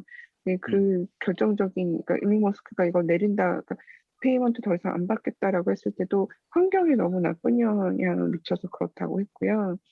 네, 정말 환경에 이게 친환경적인 재생 가능한 에너지로 50% 이상을 채굴하고 그 더 많은 채굴량이 재생 가능한 에너지를 쓰게 되면 다시 받겠다라는 어나운스먼트도 나중에 했는데 정말 뭐 환경이 그렇게까지 나쁜가 그런 생각이 네. 들잖아요.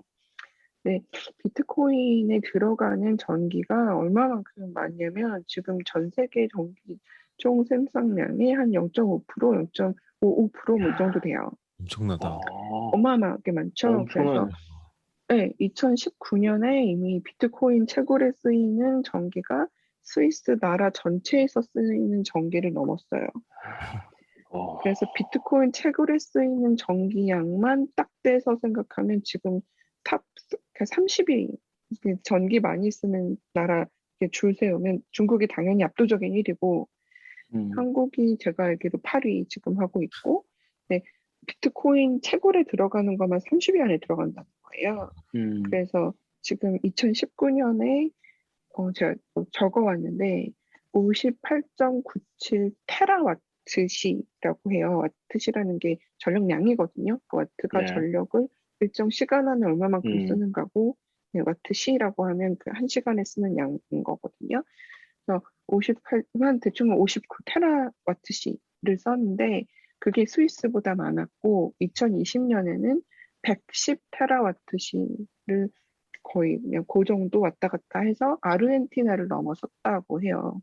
그러니까 근데 1년 만에 2배가 넘은 거군. 네, 저는 그 부분에 대해서 아무도 말하지 않는 것도 되게 신기하다고 생각했는데 근데 원래 네. 비트코인 그 채굴이라는 게 그렇게 그 전력 양이 늘어날 수밖에 없는 거잖아요. 그렇죠? 같은 그게 걸 생산 사실은 아닌가요? 네, 그게 사실은 꼭 그렇진 않아요.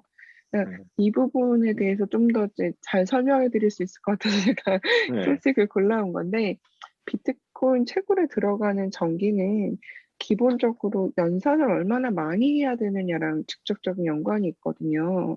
근데 연산을 얼마나 많이 해야 되는 거는 그 비트코인에 참여하는 사람들이 그러니까 비트코인을 사고 파는 사람이 많고 적고랑은 아무 관계가 없어요.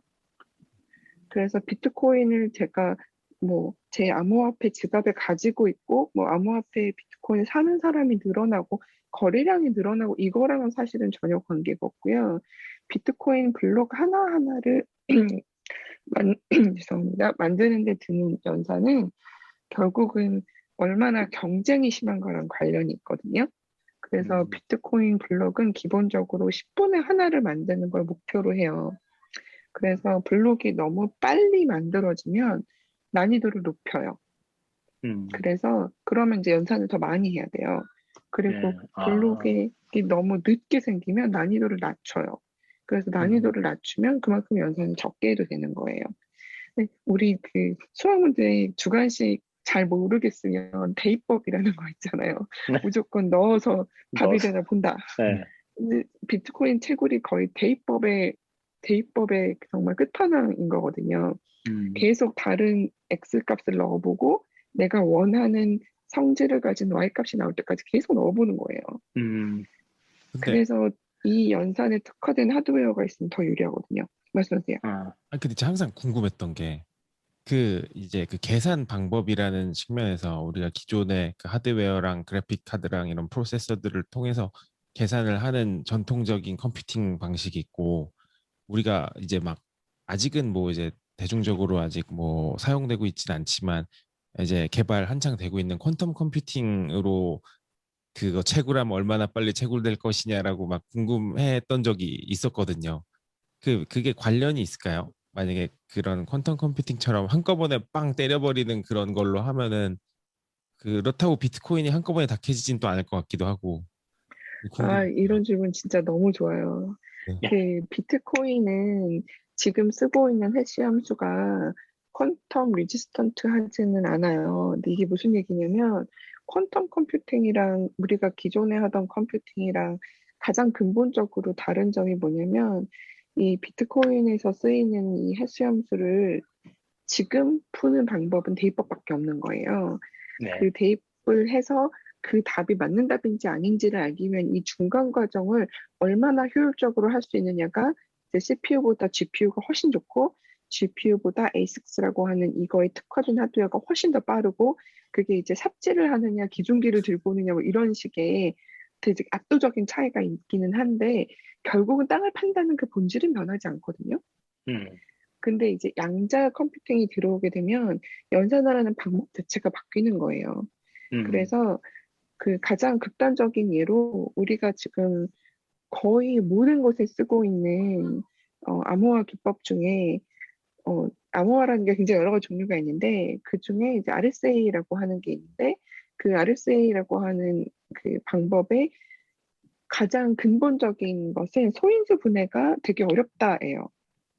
소인수 분해는 우리가 뭐 12를 소인수수 분해하면 3과 4가 나온다 이런 건 금방 할 수 있지만 이게 자릿수가 한 10만 단위 이런 자릿수가 5개, 6개 이렇게 올라가기 시작하면 진짜 하나하나 해보는 수밖에 없거든요. 그래서 결국은 대입법으로 다시 돌아가는 거여서 그게 어려운 건데 양자로 이걸 하게 되면 이걸 일일이 대입하지 않고 중간 과정까지를 좀 어느 정도 저장했다가 다시 쓸 수 있게 돼요. 재활용이 가능해져요.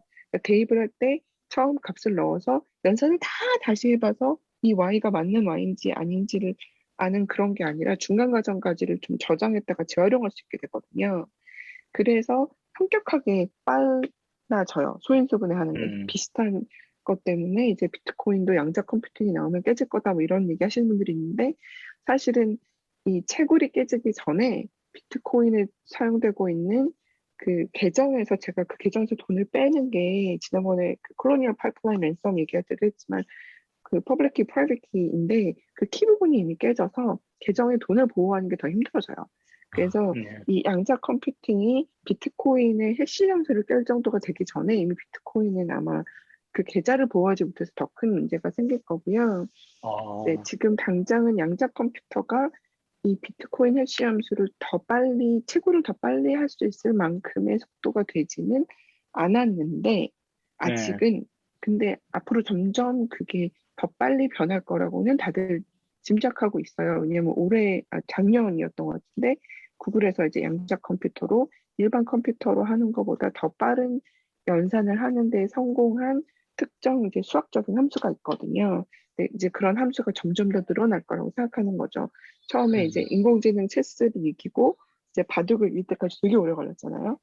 그런 식으로 이제 하나하나 도장 깨기를 하기 시작하면 이 도장이 깨지는 이 중간 텀이 점점 줄어들면서 이제 확 넘어가는 시점이 오는 거라서 아직은 양자 컴퓨터를 쓰셔도 비트코인 채굴에 그렇게까지 유리하시지는 않아요. 그럼 약간 결국에는 그 퀀텀 컴퓨팅의 발전이 그 블록체인 자체 혹은 이제 비트코인 그 컨셉 자체를 irrelevant하게 만들어 버리는 그 시점이 올 수도 있겠네요. 발전하다 보면. 그게 이제 블록체인 전체에 그럴 수는 없어요. 네. 왜냐하면 블록체인은 애초에 그 블록체인이라는 컨셉 자체는 이 블록을 연결하는 체인을 만들어주는 해시 함수가 필요하고 이 블록체인 안에 그 위에 암호화폐를 올리면 암호화폐를 쓸 때 제 계좌번호를 쓴 퍼블릭 키가 있고 프라이빗 키가 있고 이런 이 두 개의 근본 기술을 쓴다는 건데 블록체인도 양자 저항성이 있는 해시 함수를 써서 만들 수 있고 그 위에 올라가는 계좌를 보호하는 퍼블릭 키, 프라이빗 키 이것도 양자의 저항성이 양자 컴퓨팅의 저항성이 있는 걸 쓸 수 있어요. 그러니까 지금 이미 퀀텀 리지스턴트한 블록체인 스타트업들이 몇 개 있어요. 진짜요? 와. 네. 벌써. 이 퀀텀 컴퓨팅이 지금 어느 단계까지 와 있는 건가요? 그거를 어느 레벨에서 사용을 하고 있는 거죠? 지금 현재 제가 원래 이제 보안 쪽에서 블록체인을 넘어온 케이스라고 나서 이제 보안 쪽에서 바라보는 시선은 저기 지평선에 확실히 보이는 위협이에요. 이게 구름 잡는 소리는 아니고 다가올 근미래이기 때문에 대비해야 된다라고 생각하고 있어서 미국의 니스트라는 기관이 있거든요. 이 니스트라는 기관이 이제 한국으로 따지면 그 협회는 아니고 그러니까 표준을 만들어주는 표준기관인데 그게 인더스트리 그러니까 National Institute in Standardization in Technology 뭐 이런 식인 건데 그러니까 각종 표준을 만들어줘요. 그 표준을 만들어주는 곳에서 2, 3년 전에 양자 저항성이 있는 암호화 기법들을 우리가 표준화하겠다라고 선언을 하고 그 과학자들한테 프로포저를 받았어요. 그래서 지금 거기서 컴피티션도 열고 표준도 만들고 이런 것들이 계속 나오고 있어서 아마 한 2년 후에는 아마 리스트 표준이 나올 텐데 그게 5년 계획으로 한 2, 3년 전에 시작한 거였거든요. 그래서 어떻게 생각하고 있냐면 지금 저기 이제 베이에어리어 서쪽에 가시면 퀀텀 컴퓨팅에 몸에 달고 있는 스타트업들이 몇 개 있습니다. 엄청나네요. 사실 저희가 중간에 말씀하신 중간에 너무 갑자기 파고 들어가지고 질문을 재밌게 말했는데 아니에요, 이런 거 너무 좋아요. 네. 사실 그 이야기 재밌습니다. 질문은 이제 끝난 다음에 다시 또 하도록 하겠습니다.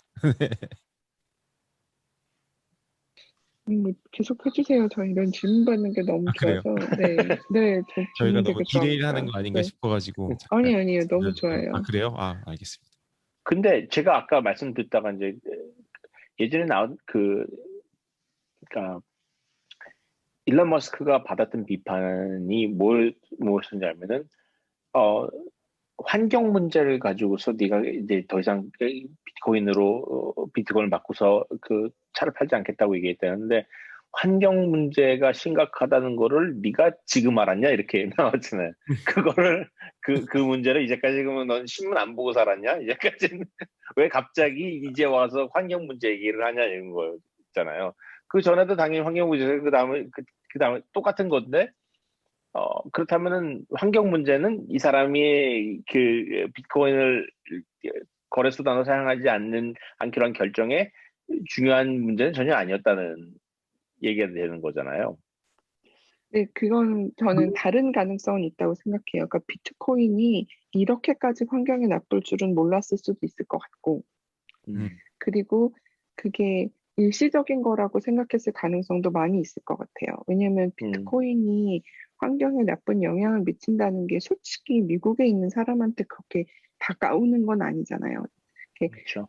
뭐 이렇게 에어컨 빵빵 틀고 있는 사람들한테 그렇기도 하고 그리고 이제 석유나 이런 화석 연료로 생기는 환경 오염에 대해서는 조금 더 어웨어니스가 있고 심지어 소고기를 덜 먹는 게 좋아 이런 거에 대한 어웨어니스가 비트코인 채굴에서 오는 거에 대한 것보다 훨씬 더 그래 그거 문제라더라라는 그런 들어본 적 있는 거가 훨씬 더 있지 않나.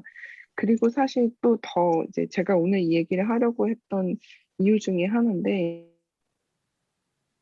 그 기술 자체는 어, 전혀 이렇게까지 전기를 낭비할 필요가 없어요. 근데 그렇게 전기를 낭비할 필요가 없는 것이 채굴을 안 하는 암호화폐도 엄청 많거든요. 근데 굳이 이제 가장 전력을 많이 쓰고 있는 비트코인을 콕 집어서 이렇게 받으셨다는 것이 좀 안타까운 일이긴 하지만 기본적으로 이 사람의 암호화폐에 대한 시각은 되게 긍정적인 편이고 하니까 그렇다면 과연 이 사람이 비트코인이 이렇게까지 환경에 나쁜 영향을 미치는 걸 알았을까?라고 질문을 던졌을 때 몰랐을 수도 있을 것 같아요, 저는. 일리 있네요. 근데 일론 머스크는 사실 너무 그 크립토계에서 가장 뭐 영향력 있는 그런 사람이긴 하지만 모르겠어요. 저는 너무 장난을 많이 쳐가지고 그러니까 저는 일반 이번에 일반 크립토 쪽에서 완전히 지금 적으로 간주하기 시작했다고 맞아요. 얘기하는 걸 듣고서 아니 진짜 저는 도지코인 가지고 장난친 거는 솔직히 아직도 뭐 이해도 안 가고 좀 M1 사람들만 너무 피해 본 거 아닌가 막 그런 거 있잖아요. 정말 많은 한국에 계시는 많은 분들도 이런 소리 많이 하거든요. 7층에 들어갔다 지금 2층 됐다고. 그러니까 7센트 막 8센트 가까이 될 때 들어가셔가지고 지금 뭐 예, 곧 지하로 내려가실 기세예요. 1달러는커녕 대부분 이런 사람들만 피해 보는 거 아닌가. 사실 그게 되게 어이없고 뜬금없는 트윗이었는데 그걸 뭐 이렇게 좋다고 추천한 것도 아니었고 이렇게 일론 머스크가 뭐 자기는 도지코인이 앞으로 되게 미래가 창창하다 뭐 이러면서 인도스를 한 것도 아니었는데 그런 이렇게 약간 어떻게 보면 되게 무고한 희생자가 많이 나오는 상황이어서 좋지 않죠. 맞아요. 게다가 막 도지코인을 뭐 화성 가져가서 쓸 거다. 막 저는 사실 화성에 아직 사람도 안 보냈는데 무슨 화성 도시 건설에 무슨 도지코인을 쓰네. 저는 사실 전혀 펀더멘털 없는 소리라고 생각하거든요. 도지코인 자체도 여전히 펀더멘털 없는 코인이라고 생각하고 저는 좀 그렇습니다. 그때 사실 뭐 밈스탁이라는 게 펀더멘탈이 없이 올라가는 게 밈스탁이고 아니 그래도 사실 최소한 AMC는 극장이라도 맞아요. 최소한 극장 다시 열었어요. 맞아요. 최소한 극장에 부동산이라도 있는 사람들인데 그래서 사실 뭐 2019년에 2019년 초만 해도 어 테슬라에 대해서 뭐 이제 주식 내려간다고 이제 빨리 팔아야 된다는 얘기가 나왔었잖아요. 네, 근데 맞아요. 그때 왕창 뭐 일론 머스크 팔로워들이 올려놨을 때만 해도 기관 투자들이 그렇게 움직이지 않은 상황에서 올라간 거잖아요. 그 기관 투자들은 오히려 진짜로 그 테슬라가 펀더멘탈이 약하다라고 생각을 했던 게 2019년 봄이었는데 그때 팔로워들이 다 주식을 사주니까 펀더멘탈이 있는 것 같아 이렇게 생각을 하잖아요. 그래서 맞아요. 이게 근데 그 패턴이 뭐 나중에 2020년에 이제 2021년에 밈스탁까지 사실은 거의 비슷한 패턴으로 좀 이어지기 때문에 아직 실체가 이게 어떤 식으로 게임의 룰이 만들어질지는 아직 사람들이 파악을 하지 못하고 있는 상황인 것 같아요. 맞아요. 근데 사실 저는 이런 생각도 들었어요. 저는 그 당시 그 테슬라 막 망하네 막 이런 소리 나왔을 때 사실 네, 저는 모델 3를 타고 있었거든요. 네, 저는 만족도가 너무 뛰어나서 이거 주식이 싼 데라고 생각했어요. 오히려 이거는 네, 떨어질 때 무조건 사야 되는 거다. 왜냐면 네, 모는 입장에서 그러니까 모델 3가 포르쉐보다 훨씬 빨라요. 그러니까 일단 그렇죠. 그것만으로도 그리고 뭐 타는데 불만도 그러니까 막 자율주행도 너무 좋고 여러 가지로 물론 중간중간에 이상한 갈림길에서 잘못하면 황천길 갈 뻔도 하지만 그거는 뭐 조심해서 타야 되는 부분이기도 하고 근데 확실히 그 테슬라 같은 경우는 그런 뭐 블러핑 플러스 펀더멘털이 받쳐주니까 그 당시에 쭉 올라오긴 했던 것 같아요. 네. 네. 지금 제가 오늘 아까 이제 급하게 아이 졸업식 마치고 지금 호텔로 들어오는데 그 호텔 주차장에 이제 층마다 한 칸에는 이제 그 전기차 충전 이게 한 지금 주차 지금 층이 한 5층 정도가 주차층이 있는데 그 중에서 이제 몇 개가 이제 그 전기차 충전하는 낫이 있어요. 근데 제가 오다가 봤는데 이제 5개가 있는 중에서 2개, 그러니까 3개가 테슬라였고 2개가 다른 차였어요. 그래서 하나가 이제 그 포르쉐 테이칸인가요? 네.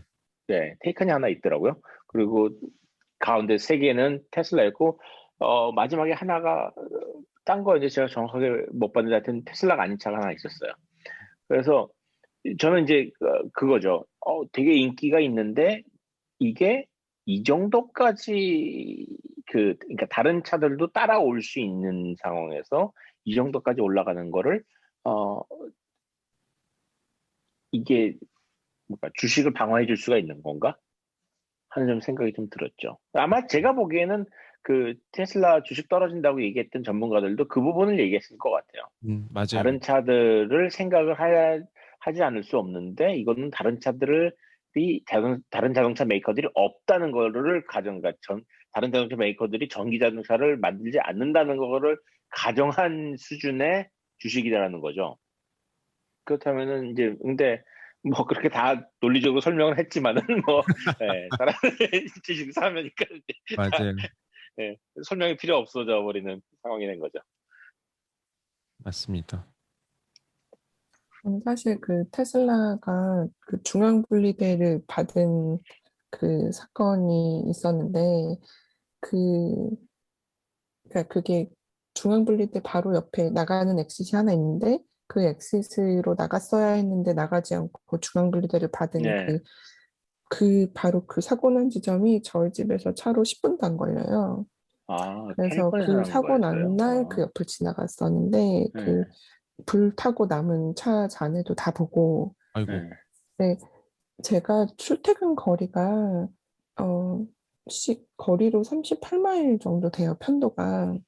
그리고 그게 한국 그 킬로로 하면 제 생각에 한 60km 넘지 않나 싶은데 65. 그게 이제 밀리고 그러니까 1시간 반, 뭐 심할 때는 거의 2시간 걸릴 때도 있거든요.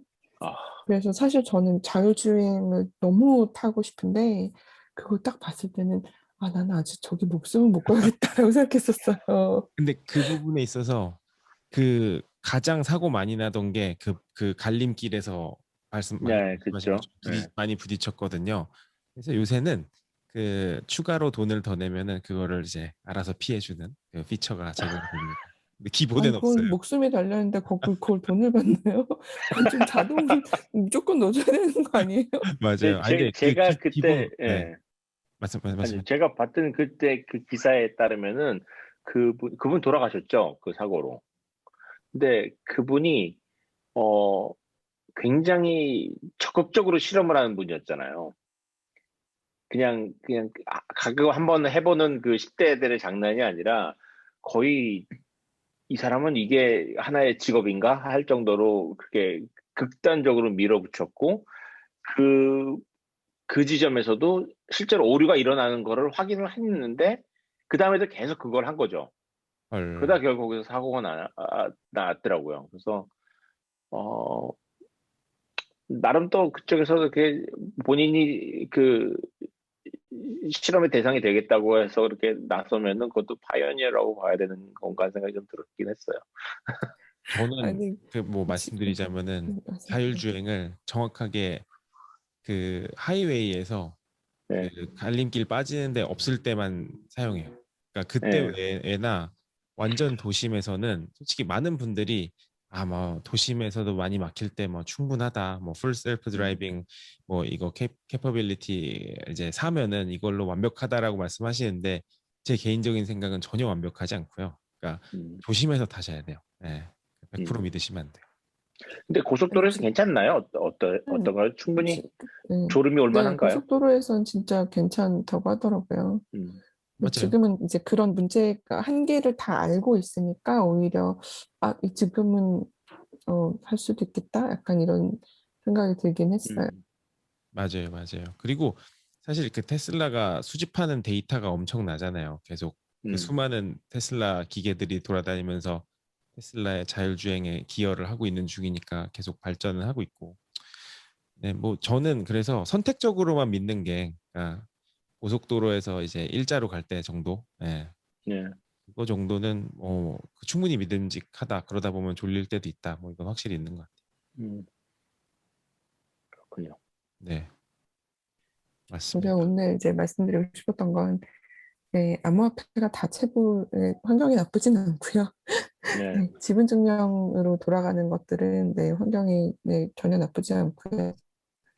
네, 비트코인 채굴이 가장 어떻게 보면 마음이 아프다고 해야 되나 허무하다고 해야 되나 할 만한 네. 것이 결국은 이게 대입법을 통해서 답을 찾는 과정에서 소모되는 전기이다 보니까 대부분의 경우에 실제로 소모되는 전기의 정말 99.9%는 99.9% 너무 안 간 99% 정도는 결국은 이렇게 좋은 일을 하지 않고 낭비된다는 것이 더 약간 이 문제가 더 심각한 문제라고 느껴지게 하는 것 같아요. 왜냐면 그 대부분의 전기는 해봤는데 안 되네? 자, 다음 거 하자에 그 해봤는데 부분에 쓰이는 거거든요. 그러니까 그만큼 더 낭비라고 느끼게 되는 거죠. 그래서 뭐 아이슬란드 이런 데서는 채굴하고 거기서 발생하는 열로 딸기를 키우는 온실을 만들었네. 뭐 이런 기사들도 있는데 귀엽네요. 그건 그냥 귀여운 거죠. 네. 그게 네, 그게 결국은 그렇게 해서 해봤는데 안 되네라는 걸 하기 위해서 우리가 이만큼의 전기를 쓰고 있다는 것이 지금 이제 상희님 더위에 고생하시는 이걸 생각했을 때 좀 문제라고 생각하게 되죠. 근데 언제쯤 끝나나요? 채굴이 더 이상 불가능할 때가 언젠가요? 비트코인은 아직 채굴량은 많이 남아 있어서요. 이제 아직 몇십 년 할 양은 남아 몇십 있고요. 년인가요? 네, 그리고 이제 업계 그 시총 2위인 이더리움의 경우는 이제 이런 여러 가지 이유로 지분 증명으로 이제 전환하고 있습니다. 아, 맞다. 그 이더리움 얘기 잠깐 나왔으니까 얼마 전에 본 것 같은데 자세히는 기억이 안 나는데 그 비탈릭이랑 그 또 다른 이더리움 파운더였나? 누구랑 지금 엄청 싸우고 서로 말도 안 하고 한쪽은 원래 싸워요. 그쵸. 근데 한쪽은 네, 계속 그들은 원래 비탈릭은 싸워요. 이더리움 계속 밀고 있고 한쪽은 이더리움 그 쓰레기다 아무도 쓸 필요 없다 약간 이렇게 얘기하고 있고 이렇다던데 그 혹시 아니요. 원래 세 명이거든요. 네네. 그래서 그 쓰레기단은 되게 쓰레기라고 한 지 오래됐고요. 이제 그 비탈릭이랑 나머지 한 명이랑은 또 지분 증명으로 전환하는 방식, 지분 증명을 어떻게 쓸 것인지에 대해서 또 되게 많이 싸워요. 뭐 그런 거 궁금하시면 제가 에리카님 그 크립토 사업 운영하시는 전문가님을 모셔서 한번 말씀을 한 번 더 드리시면 됩니다. 얘기하는 시간 네, 갖죠. 네. 재밌을 것 네, 같습니다. 블록체인 뭐 코인 이런 건 항상 재미난 주제인 것 같아요. 네. 그렇습니다. 오늘 이재희님이 준비해 주신 이야기 너무 재밌었고요. 저희 뭐 사실 어떻게 보면은 그 저희가 이제 시즌 1을 마무리하는 항상 예, 뭐 또 재미난 이야기로도 너무 좋았던 것 같고 버즈 토픽스도 그렇고 많은 이야기 저희 나눠봤는데 그 저희 잠시 뭐 Q&A 시간 뭐 한 짧게 한 15분, 10분에서 15분 정도만 갖고 시즌 1 방송 마무리하는 걸로 하죠. 제가 지금 그 손을 참여하시고 싶으신 분들은 손을 드셔서 함께 하실 수 있게 제가 그 손드는 기능을 열었거든요. 그 혹시라도 같이 말씀 나누고 싶으신 분 계시면 뭐 저희 방송 다시 한번 네. 말씀드리지만 이제 저처럼 매주 올라오시면 이제 성덕이 되시는 겁니다, 여러분. 맞아요, 맞아요. 그 뭐 저희 방송 오버를 어떤 뭐 어느 게 좋았다, 어떤 게 별로였다, 아니면 네, 뭐 뭐 설문에 더 응원의 말씀 못 메시지 해주셔도 좋을 것 같고 맞아요.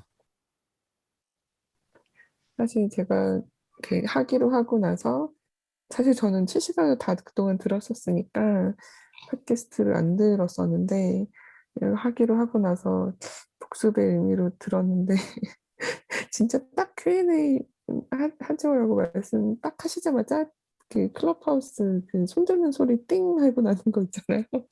그게 파케에 다 들어가 있는데 아 저게 나 아, 아니 진짜 이재희님 오셔가지고 어떻게 보면 더 풍성한 방송 된 것 같아요. 앞으로도 그럴 맞습니다. 것 같고. 네. 네, 이제 띵 소리가 네. 그럼 저희 뭐 간단하게 뭐 방송 이제 시즌 1 마무리하면서 그 상현님 네. 뭐 이재희님 어떠셨는지 뭐 간단하게 이야기하면서 방송 마무리 쓱 해봐도 좋을 것 같기도 그렇게 할까요? 하고요. 네. 네. 저부터 말씀을 드리겠습니다. 저는 어 제가 이걸 저 아이들이 물어보더라고요. 클럽하우스를 왜 하냐고. 그래서 그래서 음 그걸로 뭐 돈을 벌 거냐 그래서 아 그건 아닌데 내가 왜 하지 막 가만 생각을 했었는데 저한테는 이거였어요. 음, 좀 새로운 매체가 나와가지고 뭔가를 해보는 거는 되게 흥미로운 일이라고 생각을 하고 하는데 저는 그때 사실 상희님이 저한테 유튜브 같이 한번 출연해 보시지 않겠냐고 몇 번 얘기했었잖아요. 근데 제가 그쪽으로는 그 머리가 안 돌아가는 거예요. 그러니까 어떤 식이냐면 제가 말을 하는 거는 그래서 강의를 한다거나 이렇게 아니면은 글을 쓴다거나 하는 거에 대해서는 이제 뭔가 익숙해져 있는데 말을 그것도 실시간으로 한다는 거는 저한테는 굉장히 어려운 어떤 장벽 같은 게 있어요. 그런데 클럽하우스는 그거를 그 완전히 유튜버도 아니고 그렇다고 뭐 강의하는 것도 아닌데 어중간하게 저런 그 장벽을 넘을 수 있는 길을 만들어 준 게 하나고 또 하나가 사실 더 이게 중요한데 어, 머리를 다른 쪽으로 쓰게 되는 것 같아요. 완전히. 글 쓸 때 쓰는 항상 그 패턴이 있는데 그 머리 쓰는 패턴이 있는데 전혀 다른 패턴으로 말을 하면서 지금도 이제 말을 하면서 준비 원고가 다 없는데 말을 하면서 생각을 하면서 말을 하는 거는 저한테는 별로 이렇게 익숙하지 않은 그것도 공개된 장소에서 이거는 저한테 그 자체로 새로운 커뮤니케이션 방법에 익숙해지는 것 자체가 저한테 굉장히 이득인 것 같더라고요. 다른 분들이 들으시는 분들한테는 얼마나 더 이익일지 모르겠지만은 저한테는 되게 흥미로운 실험이었어요. 그래가지고 근데 처음에 했는데 한두 번, 두세 번 했을 때만 해도 무지하게 힘들더라고요. 그래서 품이 너무 많이 들어가는데? 라고 생각을 했는데, 이제 그게, 여기 좀 익숙해지는 과정이 저한테는 되게 즐거웠어요. 그러니까 그 방송 내용하고 전혀 상관없이 이런 재미가 저한테는 하나가 있었죠. 그게 제 소감입니다. 아, 네. 저는 이 얘기를 제가 전 이제 대본을 보게 됐으니까 대본을 보지 않고 얘기를 들었으면 말도 안 되는 거짓말이라고 저렇게 말씀을 잘하시는 분이 이런 걸 해본 적이 없다니 저게 무슨 말도 안 되는 거짓말이지라고 제가 이제 비방 용어가 머릿속에 떠올랐지만 그건 비방 용어니까 넘어가고 라고 생각했을 텐데 제가 처음 이렇게 같이 하자는 제의를 받고 대본을 딱 봤을 때 솔직히 못하겠다고 생각했었거든요. 저는 그렇게까지 원고를 쓰신 줄 정말 몰랐어요. 그냥 너무 자연스럽게 말씀하시니까 그렇게 다 써서 말씀하시는 건 줄 진짜 몰랐거든요. 그래서 제가 그걸 보고 지금 이 얘기를 들으니까 믿지, 그걸 못 보고 지금 이 얘기를 들었으면, 잘하는 사람들이 꼭 저렇게 못했다는 둥, 뭐 안 해봤다는 둥 그러더라라고 생각했을 것 같아요, 진짜. 근데 정말 네. 원고 너무 꼼꼼하게 많이 쓰시고, 저는 사실 완전 반대 지점인 것이, 저는 강의를 하는 사람이니까, 어떻게 보면 구연동화 하듯이 말을 해서 전달하는 일이 훨씬 더 많거든요. 음, 글로 쓰는 분량보다 말로 전달하는 분량이 많고, 아까 이제 사장님께서 양자 컴퓨팅 물어봐 주신 것처럼 학생들이 질문을 하면 그걸 실시간으로 대답하는 훈련을 이제 15년 이상 해왔단 말이에요. 그래서 사실은 그런 커뮤니케이션이 저한테는 훨씬 더 익숙한 커뮤니케이션이어서 오히려 대본을 쓰는 게 저한테 되게 지금 앞으로 훈련과 공부의 지점이 될 것 같아요. 아, 서로 근데 오늘 너무 준비해 주신 것도 그렇고 너무 잘해 주셔가지고 저는 네, 앞으로 더 좋습니다. 기대가 됩니다.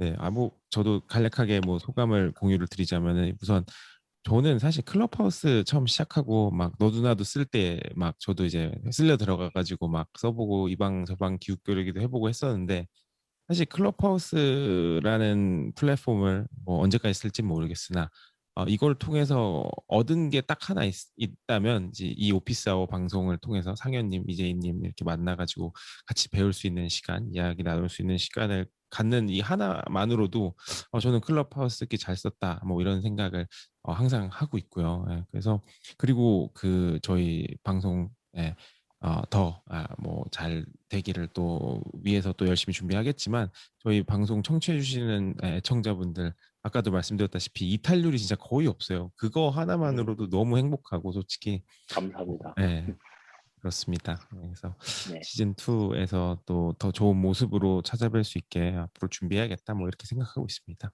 네. 네.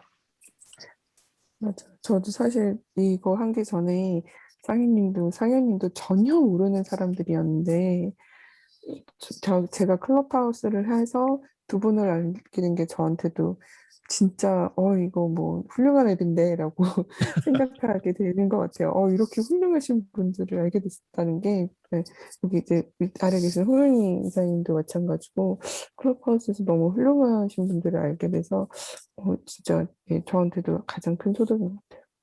사실 저는 그 이재희님에 대해서는 약간은 알고 있었어요.